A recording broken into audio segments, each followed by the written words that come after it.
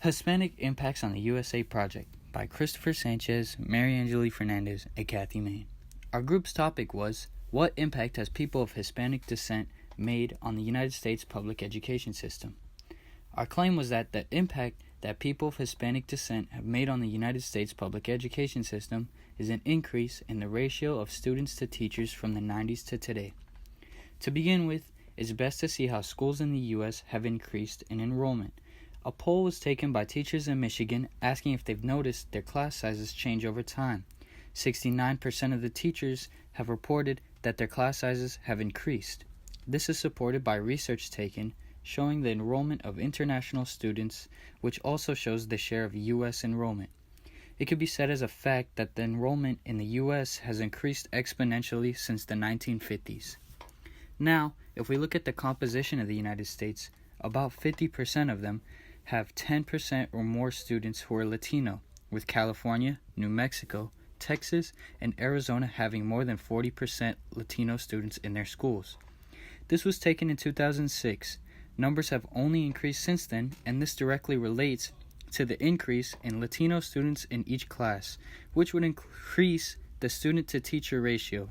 From 1996 to 2006 to 2016, we can see the large growths in the number of Latino students enrolled in nursery school through college. 2016, the number of Hispanic students enrolled in schools, colleges, and universities in the U.S. doubled from 8.8 million to 17.9 million.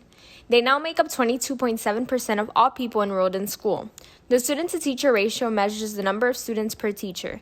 It reflects teacher workload and the availability of teacher services to their students.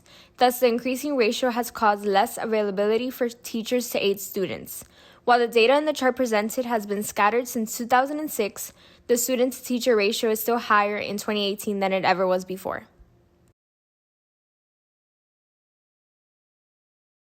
As shown by the graph, Hispanic and Black high school dropout rates have reached record lows. If you compare the data from 1993 to 2014, you can see that there has been an exponential drop in the amount of high school dropouts from minority groups.